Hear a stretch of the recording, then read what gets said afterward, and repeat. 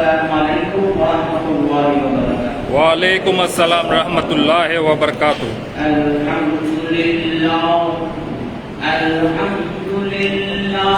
नहमदुहु व नस्तईनुहु व नस्तगफिरुहु व नूमिनु बिही व नतवक्कलु अलैहि व नऊज़ु बिल्लाहि मिन शुरूरि अनफुसिना व मिन सय्यिआति अअमालिना मन यहदिहिल्लाहु फला मुदिल्ल लहु व मन युद्लिल्हु फला हादिय लहु व नशहदु अन ला इलाहा इल्लल्लाहु वहदहु ला शरीक लहु व नशहदु अन्ना सय्यदना व नबियना व मौलाना मुहम्मदन अब्दुहु व रसूलुहु सल्लल्लाहु तआला अलैहि व अला आलिहि व अस्हाबिहि व बारक व सल्लम। अम्मा बअदु फअऊज़ु बिल्लाहि मिनश शैतानिर रजीम। बिस्मिल्लाहिर रहमानिर रहीम। इन्नल्लाहा व मलाइकतहु युसल्लूना अलन नबी या अय्युहल्लज़ीना आमनू सल्लू अलैहि व सल्लिमू तस्लीमा। सल्लल्लाहु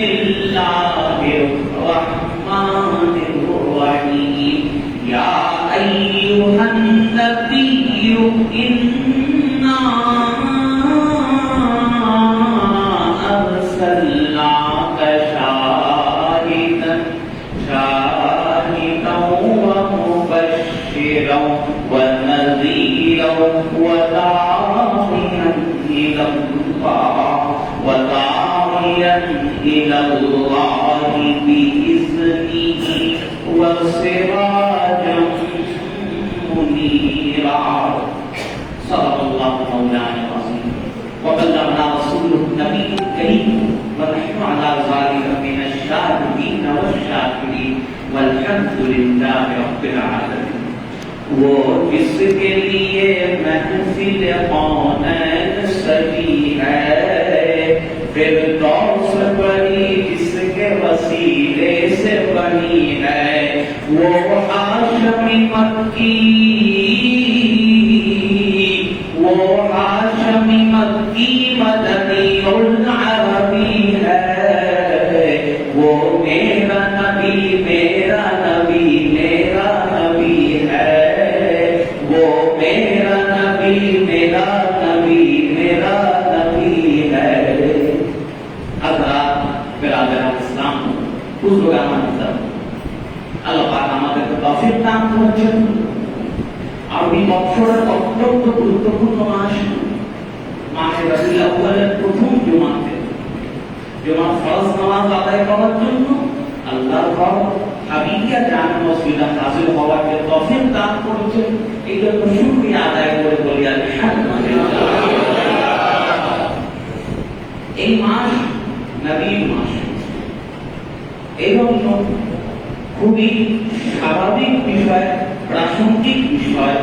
এই মাসে যতগুলো জুমা আসবে বা অন্যান্য যত দিনই মাহফিল হয়, ওয়াজ মাহফিল হয়, আলোচনাটা মুখ্য হয়ে দাঁড়ায় সাইয়্যিদুল মুরসালিন রাহমাতুল লিল আলামিন খাতামুন নবীয়্যিন সাল্লাল্লাহু আলাইহি নূর মুজাসসাম আহমদুল মুজতবা মুহাম্মদ মুস্তাফা সাল্লাল্লাহু আলাইহি ওয়াসাল্লাম তার জীবনের আলোচনাটাই মুখ্য বিষয়বস্তু হয়ে দাঁড়ায়। রবিউল আউয়ালের প্রথম জুমা, সেই হিসাবে ইনশাআল্লাহ গত জুমাতে যেভাবে আখেরি নবীর জন্মকালীন সময় আবরাহা বাদশার ঘটনাটা এবং বিভিন্ন মুজিজা হয়েছিল সেটা আলোচনা করা হয়েছিল, সেটার ধারাবাহিকতায় আস্তে আস্তে আমরা প্রিয় নবীর জীবন আরো ভালোভাবে জানার চেষ্টা করব। কিন্তু এটার আগে একটা বিষয় নিয়ে আজকে কথা না বললেই নয়, এবং সবসময় আমি বলে এসেছি, জুমার ওয়াজ গতানুগতিক কোন ওয়াজ মাহফিল না, এখানে প্রাসঙ্গিকতা থাকতে হবে। বাবা একই ওয়াজ চলে গেল, তাহলে জুমার আসল আকর্ষণটা থাকে না। আমাদের বাংলাদেশের জন্য বর্তমানে একটা অত্যন্ত কষ্টদায়ক বিষয় হয়েছে, আপনারা অবগত আছেন।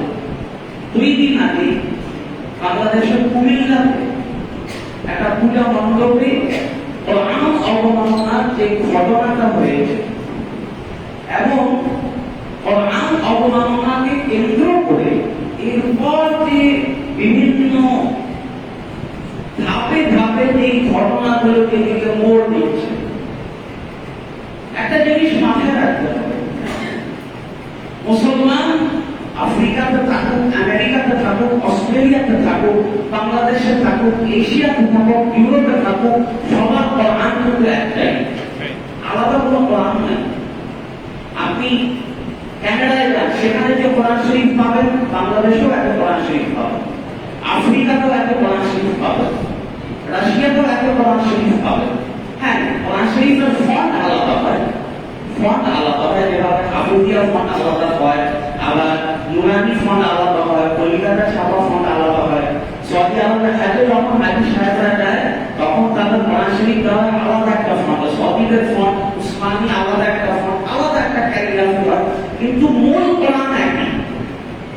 এমনকি শিয়াও একই কোরআন পড়ে, শিয়াদের আমরা অনেক শুনি না, এটা 40 পারা কোরআন, এটা 50 পারা, তাদেরও একই কোরআন, কোরআন একই, এবং তাদের মধ্যে অনেক প্রভাব হয়েছে, অনেক হাফিজ হয়েছে। তো এই কোরআনের যখন তাওহীদ করা হয়, অপমান করা হয়, কোন মুসলমান এটা সহ্য করতে পারে? বললে আমার উপর ছুরি চালাও, আমার উপর বোম চালাও, কোরআনের অপমান সইবে না মুসলমান।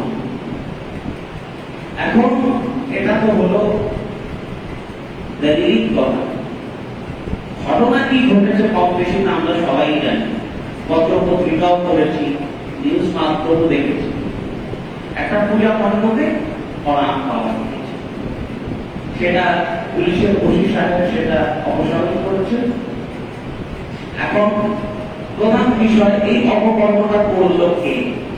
ঠিক না, এটা একটা ফিতনা হলো না? ফিতনা কে করলো? এটা জিনিস মাথায় রাখবেন। একটা ফিতনা কোরআন শরীফের আয়াত হয়েছে, আল ফিতনা আশাদ্দু মিনাল কতল, ফিতনা ফাসাদ হত্যার জন্য আপনি একজনকে মারলেন, একজনই মরল, একটা ফিতনা তৈরি হলো। এই ফিতনা বছরের পর বছর চলতে থাকে। ওই ফিতনা বছরের পর, যেভাবে 2013 সালে নাস্তিকরা, ধর্মনির্দেশীরা আমার নবীর শানকে বেয়াদবি করে কার্টুন রেখেছে। এর মধ্যে অধিকাংশ নাস্তিক বাংলাদেশে নাই। তারা বাংলাদেশ ছেড়ে ইউরোপ, আমেরিকা, জার্মানি সেখানে পালিয়ে গেছে। কিন্তু যে ফিতনা তারা ঘটনা করে গেছে, সেই ফিতনা এখনো চলছে। কারবালার ময়দানে হুসাইন বিন আলী রাদিয়াল্লাহু তাআলা আনহুকে শহীদের মাধ্যমে একদম মুসলমান শহীদ হলো না, রাসূলের পরিবার শহীদ হলো না, একটা খুব বড় ফিতনা ইয়াজিদি বাহিনী করে দিল। ফিতনা সবচেয়ে ভয়ঙ্কর জিনিস। এই জিনিসটা হলো যেই করেছে এটা প্রস্তাবিকভাব একটা গুনাহের কাজ, চরম একটা অপরাধ করেছে। ধর্মীয় দৃষ্টিকোণ থেকে অপরাধ, রাষ্ট্রীয় দিক থেকে এটা একটা অপরাধ। তো এই জন্য প্রত্যেক মুসলমানের মনের দাবি এই অপরাধের সাথে মূলকে জড়িত। কোন দল, ব্যক্তি, পরিচয় দেখার দরকার নাই। এই জড়িত তাকে আইনের অভিজ্ঞানে শাস্তি দিতে হবে। এখন বাস্তবতা তো আলাদা। রাস্তায় তো ট্রাফিক লাইনও থাকে, আছে না রাস্তায়? তাও তো পুলিশকে ডান্ডা নিয়ে থাকতে হয়, ট্রাফিক লাইট হয়। আমরা কোন ছোটবেলায় আমরা দেখতাম ওই গ্রিন লাইট হলে চলতো, রেড লাইট হলে বন্ধ হয়ে যেত। এখন এটা শুধু ক্যান্টনমেন্ট বাজার কোথাও পাওয়া যায় না। আমাদের এই ভিক্টোরিয়া পার্কেও কিন্তু ট্রাফিক লাইট দেওয়া আছে।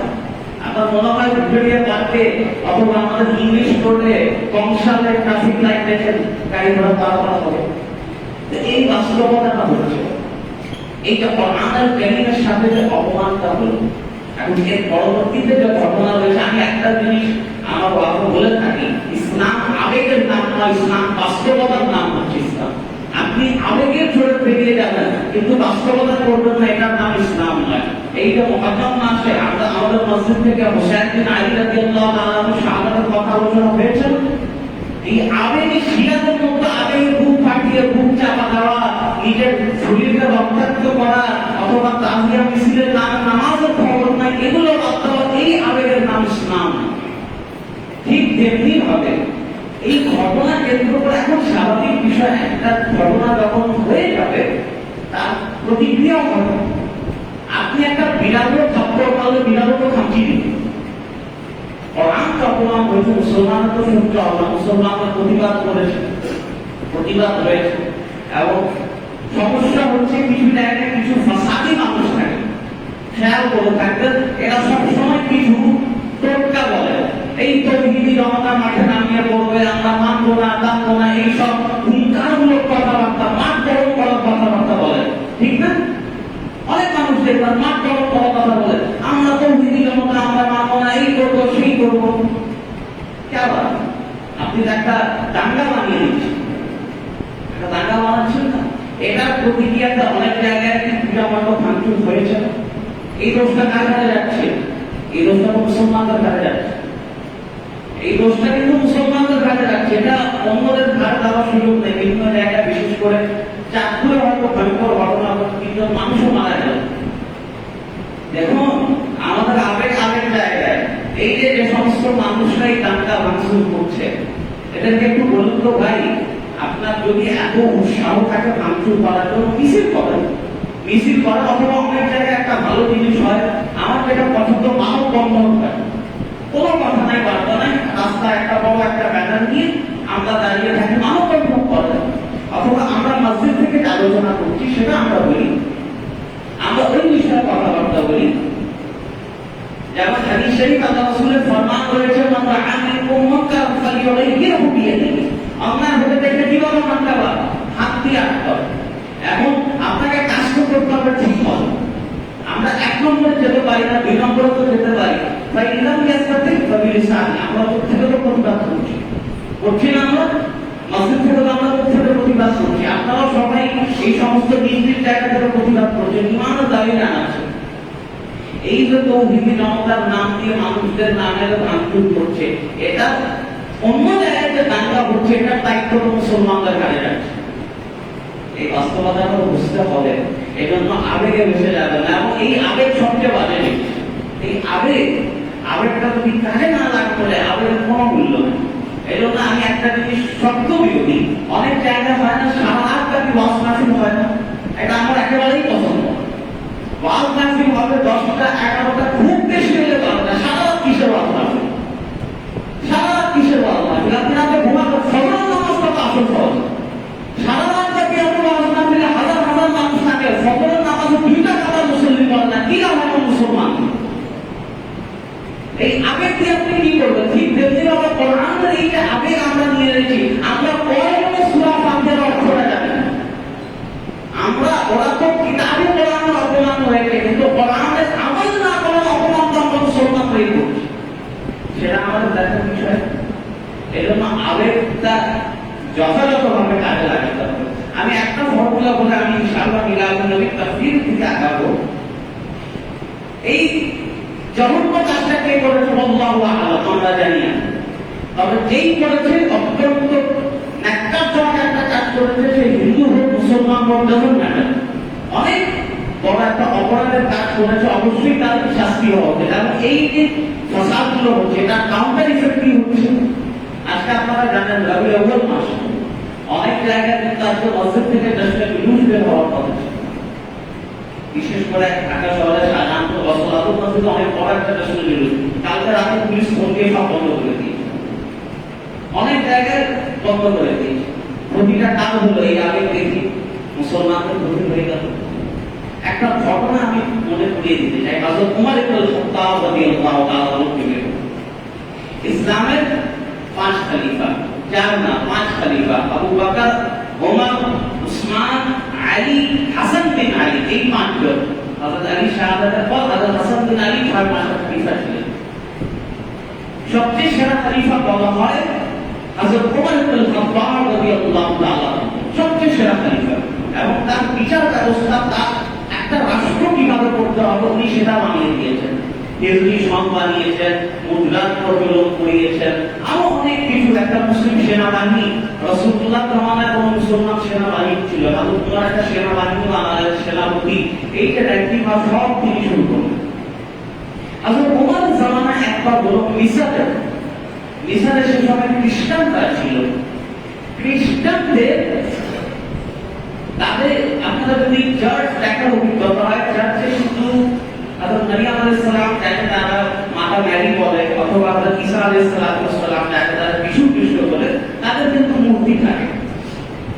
তো তারা দেখতে পারলো যে তাদের কোন একটা চার্চের বাইরে যিশুর একটা মূর্তি ছিল। হঠাৎ একটা রাত এসে দেখে কেউ ওই মূর্তির নাক ভেঙে ফেলেছে, মূর্তির নাক ভেঙে ফেলেছে। এখন রাষ্ট্র মুসলমানদের হাতে মিসরের যত পাপড়িরা আছে সব হামলা লাগিয়ে করতে লাগলো। সে সময় মিসরের গভর্নর ছিলেন হযরত আমর ইবনে আবুল আস রাদিয়াল্লাহু তাআলা, তিনি ছিলেন মিসরের গভর্নর। তার কাছে অভিযোগ দিল, দেখো এই কাজটা কে করেছে? আমরা কেউ খ্রিস্টানদের এই কাজ করতে পারবো, এই কাজটা কোনো মুসলমানই করেছে। বলে ঠিক আছে, এটা হয়েছে, আমি মূর্তি মেরামতের ব্যবস্থা করে দিচ্ছি। বলে না না না, মূর্তি মেরামত করলে হবে না, মূর্তি মেরামত করলে হবে না। হযরত ঈসা যিশুর নাক ভেঙেছে, আমরা প্রতিবাদ নেওয়ার জন্য আমরা তোমাদের নবীর একটা মূর্তি বানাবো, এরপর তোমাদের নবীর মূর্তি মানে আমরা তার নাক ভাঙবো, তাহলে এটা প্রতিবাদ। চিন্তা কোন দিকে মুখ দিল? আমাদের আল্লাহ একদম পরেশান হয়ে গেল, এটা কিভাবে সম্ভব?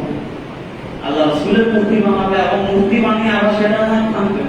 বলে দেখো এটা হবে না, তুমি এক কাজ করো, আমার সেনাবাহিনী আমি কালকে মাঠে নিয়ে আসি, যা তোমার মন চায় তা তুমি নাক কেটে দাও। তোমাদের অভিযোগ মুসলমান করেছে, তাই না? তুমি আমার সেনাবাহিনী, পুরো মুসলিম সেনাবাহিনী আনবো, যার মন চায় তুমি নাক কেটে ফেলো, তোমার কোনো বদলা না হবে। সে পুরো সেনাবাহিনী নিয়ে হাজির। আমার ইবনে আব্বাস গভর্নর সেনারা তিনি উপস্থিত। এখন তিনি এসে বললেন, দেখো এই সেনাবাহিনীর প্রধান হচ্ছি আমি, এরা যদি ভুল করে আসল দোষটা আমার প্রধান তো আমি। তো এক কাজ করো, তোমরা নবীর মূর্তি বানানোর দরকার নাই, তোমরা আমার নাক কেটে ফেলো, তোমাদের তো বদলা দিতে পারো না। ওই যিশু খ্রিস্টের যে মূর্তিতে নাক ভেঙেছে, আমরা তো সে সময় তো কোনো সিসিটিভি ক্যামেরা এগুলো কিছু ছিল না, তো তোমরা আমার নাক কেটে ফেলো। মিসরের পাল সেই খ্রিস্টান পালরা हैरान परेशान হয়ে গেল। কি আজীব বিষয়, গভর্নর নিজে বলছে আমার নাক কেটে ফেলো। এখন এই অবস্থা দেখে আসল কাণ্ড হয়েছিল কি, এক মুসলমান সেনাবাহিনীর এক সদস্য ছিল, ওই মূর্তির নাকে একটা পাখি বসেছিল। মূর্তিটা পুরানো ছিল, পাখিকে সরানোর জন্য সে একটা ঢিল মারল, ওই ঢিলটা পাখিকে না লেগে নাকে লেগে নাক ভেঙে গেল, পুরানো মূর্তি। এবং এটা ভুলবশত করে ফেললো, এবং যখন একটা নামও হয়ে গেল, সে তো আর আগবাড়িয়ে নিজের অপরাধ স্বীকার করতে চায় না, কিন্তু তার নিজের অপরাধ স্বীকার করে। যখন দেখতে পাবো স্বয়ং গভর্নর বলে দিয়েছেন আমার নাক কেটে ফেলো, সে তাড়াতাড়ি এসে মান বলে বললো যে হ্যাঁ আমি আমার ভুল হয়ে গিয়েছে, অনিচ্ছাকৃত ভাবে, ইচ্ছাকৃত ভাবে না, ভুলবশত আমার দ্বারা ওই মূর্তির নাক কেটে গেছে, আপনি নিজের নাক কাটার দরকার নেই, আমার নাক কেটে ফেলেন। এখন খ্রিস্টান পাদ্রীরা हैरान परेशान হয়ে গেল, তারা ভাবলো ইসলাম এত সুন্দর একটা ধর্ম, ইসলাম এত সুন্দর একটা ধর্ম, পুরো ঘটনাটা একটা অ্যাক্সিডেন্ট, একটা দুর্ঘটনা। কিন্তু দেখা যাচ্ছে দাঙ্গাটা না হয়, এই দাঙ্গা না হওয়ার জন্য গভর্নর নিজের নাক কাটাতে হাজির হয়ে গেল। গভর্নর যখন পাচ্ছে না, তখন আসল অপরাধী সে নিজে হাজির হয়ে গেল। আসলে ওটা ইসলাম সত্যি একটা সুন্দর ধর্ম না, তোমাদের কারো নাক কাটতে হবে না, তোমাদের নবী যেমন তোমার কাছে অনেক প্রিয়, আমার নবীও আমাদের কাছে অনেক প্রিয়, কারো কোনো নাক কাটতে হবে না। মেরে দোস্ত, দেখুন মুসলমানরা কিভাবে রাষ্ট্র পরিচালনা করে। এই ফিতনা ফাসাদ তাদের জামানত হয়েছে। হযরত ওমর সে সময় খলিফা ছিলেন, গভর্নর ছিলেন, আমর ইবনে আবুল আস। এই ফিতনা দূর হয়ে গেল। চিন্তা করুন যদি এই ফিতনাটা ওই সময় না থামতো, কি ভয়ঙ্কর একটা গৃহযুদ্ধ লেগে যেত। আমাদের প্রধান কাজ হচ্ছে ফিতনা ফাসাদ রোধ করে দ্বীনের পথে আসা। বিশ্বনবী হযরত মুহাম্মদুর রাসূলুল্লাহ সাল্লাল্লাহু আলাইহি ওয়াসাল্লামের জীবনী আসা, তার জীবনী অনুযায়ী আমল করা। সাল্লাল্লাহু আলাইহি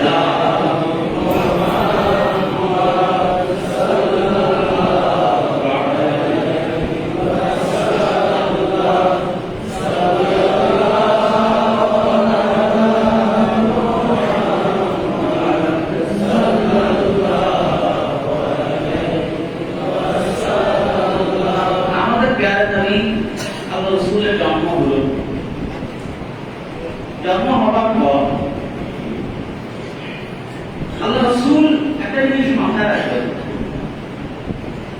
আপনাদের একটা প্রশ্ন করি, আমার নবী 40 বছর বয়সে যখন তার উপর কোরআন নাযিল হলো, আল্লাহ রাসূল ওই 40 বছর বয়সে এসে নবী হয়েছেন না জন্ম থেকে আল্লাহ রাসূল নবী? জন্ম থেকে নবী। এই কথা ক্লিয়ার? এই কথায় কোনো কনফিউশন রাখবে না। শুধু জন্ম থেকেও বলাটা ঠিক না, সৃষ্টির শুরু থেকেই আমার নবী আল্লাহ রাসূল, একেবারে শুরু থেকে। যখন থেকে আল্লাহ পাক মুহাম্মদ রাসূলুল্লাহ নূরটা তৈরি করলেন, তিনি তখন থেকেই রাসূলুল্লাহ। আল্লাহ রাসূল এভাবে ধরো নির্বাচন হলো, নির্বাচন হওয়ার ফলাফল তো রাতেই চলে আসে। 4টায় ভোট শেষ হলে 7-8টার মধ্যে ফলাফল চলে আসে না, কে জিতল, কোন মার্কা জিতল।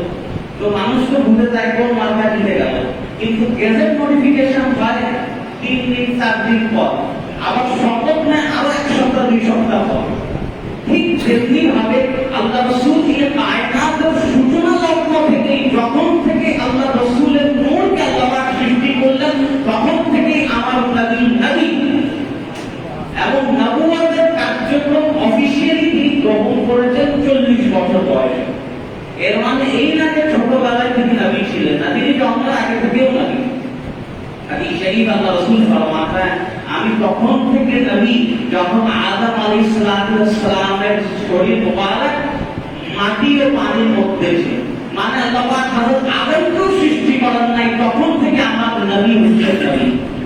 এবং হযরত আদম থেকে ঈসা আলাইহিস সালাম যত এসেছেন, তারা টেম্পোরারি বেসিসে এসেছেন, সাময়িকভাবে এসেছেন।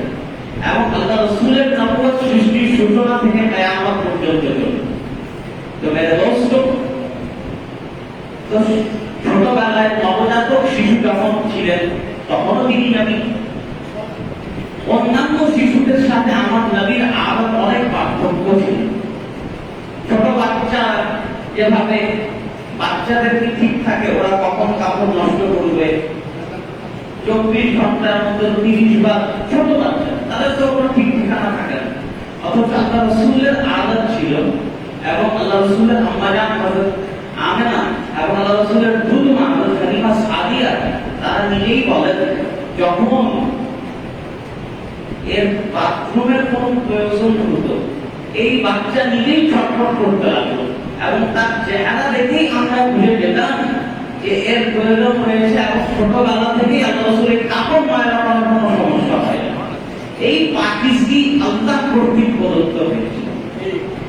আর কবিলার মধ্যে একটা দস্তুর ছিল, সেখানে যেভাবে ধরুন আমাদের বাংলাদেশে কি সবার ঘরে ঘরে কাজের বুয়া কাজের লোক থাকে, এই জিনিসটা কিন্তু আপনি ইউরোপ আমেরিকাতে পাবেন না, একদম পাবেন না। ইউরোপ আমেরিকাতে খুব কোটি কোটি মানুষ না হলে বাসায় কাজের লোক থাকে না, সব কাজ নিজেই করতে হয়, রান্না বান্নাও নিজে করতে হয়, বাসায় ওয়াশিং মেশিন থাকে, এই থাকে।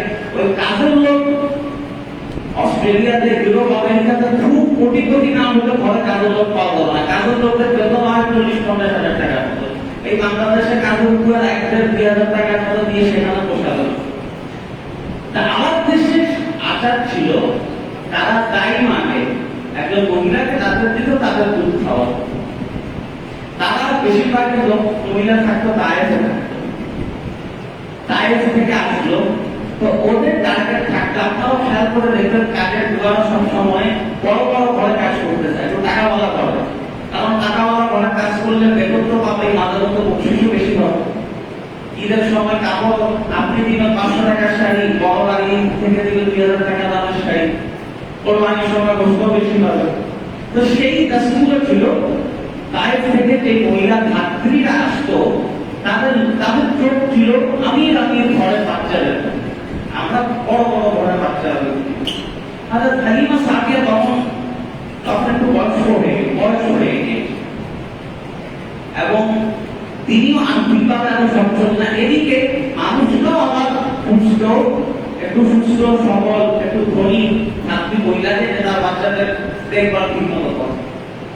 হযরত হালিমা সাদিয়া আসলেন মক্কায়। এখন তিনি কোনো বাচ্চা খুঁজে পাচ্ছেন না, কারণ হযরত হালিমা সাদিয়া যে গাধার উপর পড়ে আসলেন, গাধাও খুব পোড়া গাধা ছিল, সবার লাস্টে আসলেন। সবাই এসে ভালো ভালো ঘর থেকে কন্ট্রাক্ট নিয়ে নিল, হযরত হালিমা সাদিয়া সবার লাস্টে আসলেন।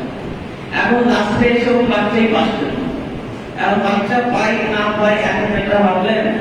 শেষে দেখতে পারলেন এক ঘরে বিধবা মহিলার ঘর, সেখানে ইয়াতীম বাচ্চা রয়েছে। বিধবা মহিলা মা আমেনা, ইয়াতীম শিশু আল্লাহ রাসূল। তিনি ভাবলেন খালি হাতে যাওয়ার চেয়ে এই বাচ্চাকে আমি সাথে দিচ্ছি, খালি হাতে চলে যাবো, এত কষ্ট করে আসলাম, আবার খালি হাতে আমি চলে যাবো, কিছু না থাকছে এই বাচ্চাটা নিয়ে যায়। তো তিনি যখন হযরত আমিনার ঘরে গেলেন, হযরত আমিনা বললেন, দেখো তুমি তো জানো আমার স্বামী মারা গিয়েছে, বিধবা, আমার স্বামীরও টাকা পয়সা খুব বেশি নেই, এই বাচ্চাটাও এতিম, আমি তোমাকে কিন্তু খুব বেশি আমি ভরণ পোষণ দিতে পারবো না, খুব সামান্য একটু দিন। অর্থাৎ হালিমা সাদিয়া বললেন, আপনি যেটাই দেন সেটা থেকে আমি আলহামদুলিল্লাহ, অভাবে আমি সন্তুষ্ট। উনি নিয়ে চলে গেল। মজে কি বাত है, ছোট বাচ্চা কোলের শিশু। অর্থাৎ হালিমা সাদিয়া উনাকে নিয়ে খাদায় শোয়া হলেন, সবাই রওনা করছে। উনি মক্কায় আসলেন সবার লাস্টে, রওনা হয়েছেন সবার আগে, তায়েফে পৌঁছালেন সবার আগে। ওই গাধার উপর যখন আল্লাহ রাসূল বসলেন, আল্লাহ রাসূলকে নিয়ে ওই পুরা গাধারও স্পিড চলে আসলো, সেই পুরা গাধাও জওয়ান হয়ে গেল। মানে আল্লাহ রাসূলের বরকত তখন থেকেই শুরু হয়ে গেল। বরকত কিভাবে আসছে? তার দুধমা হালিমা সাদিয়া নিজের কোলে নিয়ে গাধার উপর বসেছে, পুরা গাধা, সেই গাধার শক্তি সবচেয়ে বেশি হয়ে গেল। তাই আল্লাহ রাসূল সেখানে গেলেন। হযরত হালিমা সাদিয়া উনিও বয়স্ক ছিলেন, কিন্তু এরপর আসার পর থেকে হযরত হালিমা সাদিয়া তারও শারীরিক সুস্থতা ফিরে আসতে লাগলো। আল্লাহ রাসূল দুধ যখন খাচ্ছেন, তার শরীরও আরো ভালো হতে লাগলো। এবং ছোটবেলা থেকে আল্লাহ রাসূলের এই সাফের তালাশে এমন ছিল, তিনি শুধুমাত্র একটা স্তরের দুধ পান করতেন, আরেকটা করতেন না, যাতে ওনার সন্তানের হাতটা নষ্ট না হয়। এই ছোট বাচ্চার মধ্যে কি আত্মবুদ্ধি থাকে, মা যেটা দিবে সেটাই তো। এই ছোট বাচ্চার মধ্যেও ইনসাফ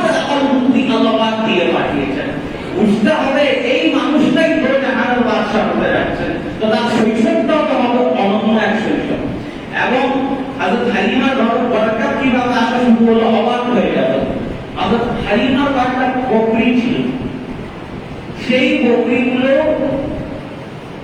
যেখানে ঘাস খেতে যেত সেখানে নতুন নতুন ঘাস হয়ে যেত, অন্য জায়গা না। হযরত হালিমার বকরিগুলো যেই জায়গা, ধরেন এখানে কিছুই নাই, হযরত হালিমার বকরি সেখানে ঘাস খেতে গেল, ওই হালিমার বকরির জন্য আল্লাহ সেখানে ঘাস দিয়ে দিলেন। এবং এই মানুষটা দেখাতে কি ভাবতে লাগলো, আজ আজকের বিষয়, এখানে তো এত ঘাস নাই, হালিমা সাদিয়ার বকরি যেখানে যাচ্ছে সেখানে ঘাস আর ঘাস হচ্ছে, আমাদের বকরিগুলোকেও আমরা তার সাথে দিয়ে দেই, তাহলে তারাও একটু খেতে পারবে। এই ওসিলায় সব বকরিরা খাওয়া দাওয়া শুরু হয়ে গেল। আল্লাহ রাসূল সেখানে আসার পর তায়েফে অনেকদিন বৃষ্টি হচ্ছিল না, অনেকদিন কোনো বৃষ্টি নাই, কিচ্ছু নাই। আল্লাহ রাসূল আসার পর এত মুষলধার বৃষ্টি হলো, এত মুষলধার বৃষ্টি হলো, পুরো তায়েফ সব ফসল একদম ভরে গেল। আল্লাহ বরকত শুরু থেকেই নাযিল করা শুরু করলেন। 4-5 বছর বয়স এসে যখন এই কাজটা শেষ হলো, হযরত হালিমা সাদিয়া তারও তো একটা আল্লাহ রাসূলের প্রতি একটা আকর্ষণ চলে এসেছে, ছোট বাচ্চা, এবং তাকে মানুষরা তাকে বলাবলি করতে লাগলো, হালিমা তোমার ঘরে তো আর্থিক অবস্থা ভালো ছিল না, কিছুই ঠিকমতো ছিল না, তোমার এত উন্নতি এত তাড়াতাড়ি কিভাবে হচ্ছে? হালিমা সাদিয়া বলতেন, আমিও বেশি কিছু জানি না, বুঝি না, কিন্তু আমি একটা জিনিস দেখেছি, আমি মক্কা থেকে এই যে ছোট বাচ্চা মুহাম্মদকে যেই দিন থেকে আমার বাসায় নিয়ে এসেছি সেই দিন থেকে আমার ভাগ্য খুলে গিয়েছে, সেই দিন থেকে আমার ভাগ্য খুলে গিয়েছে। এখন 5 বছরের কাজ শেষ হলো, হযরত হালিমা সাদিয়া অশ্রুসজল নয়নে আল্লাহ রাসূলকে তার মায়ের কাছে ফেরত দিতে যাচ্ছে। তিনি কাঁদছেন এবং হযরত মা আমেনা এতদিন পর তার সন্তানকে পেয়ে তিনিও বুকে জড়িয়ে ধরলেন। হযরত আমেনা বললেন, দেখো আমার তো আর্থিক অবস্থা একদমই ভালো না, আমি তোমাকে খুবই সামান্য কিছু দিতে পারবো, এর চেয়ে বেশি একদম পারবো না। তখন হযরত হালিমা সাদিয়া বললেন, মা আপনাকে কিছুই দিতে হবে না, এই বাচ্চার বরকতে আমার ঘরে যে বরকত এসেছে, কোনো বাচ্চার ওসিলা আমার ঘরে তো বরকত আসে নাই, যত বরকত আপনার সন্তানের ওসিলায় আমার বাসায়, আমার কিছুই লাগে না।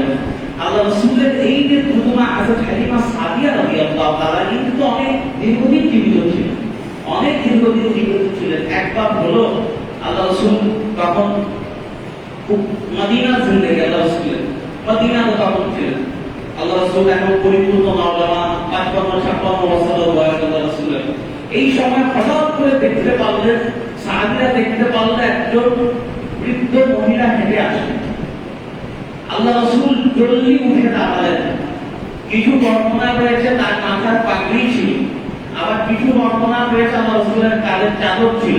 আল্লাহ রাসূল তার চাদরটা খুলে সেটা মাটিতে মিশিয়ে মহিলাকে সেখানে বসালেন, তাকে বসালেন, তাকে খানা পিনা খাওয়ালেন, একটু আপ্যায়ন যা হয় টাকা পয়সা দিয়ে ওটাকে বিদায় করলেন। মানুষরা হেরান পরেশান হয়ে গেলে, আসলে এই মহিলাকে আমরা তো চিনি না, আমরা যে বৃদ্ধ মহিলাকে চিনি না, আপনি বৃদ্ধ মহিলার জন্য মাথার পাগড়ি আপনি চাদর খুলে তাকে মাটিতে বসালেন, এখন আপনি আল্লাহ রাসূলের তাকে এত সম্মান করছেন।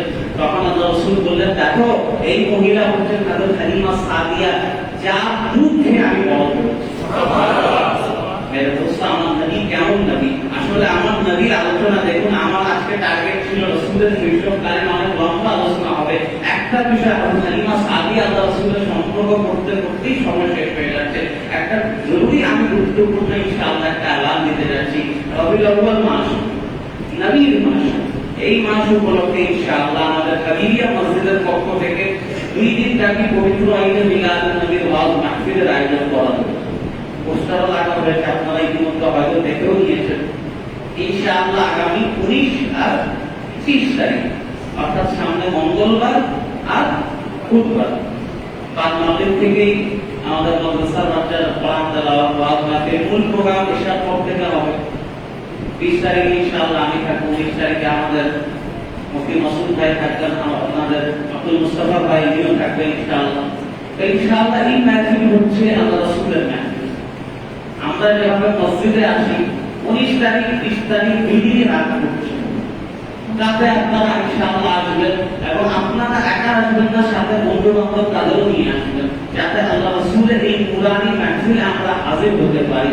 এবং 20 তারিখটা আমার সরকারি ছুটির দিন, বাসায় তো থাকলেও যদি এরকম বাইরে কোনো মসজিদ না থাকে অন্যান্য জায়গায় তো আমরা অনেক সময় দেই, এই 2টা দিন 1-1.5 ঘন্টা একটু মসজিদে দেওয়ার আপনাদের খাস অনুরোধ জানাচ্ছি।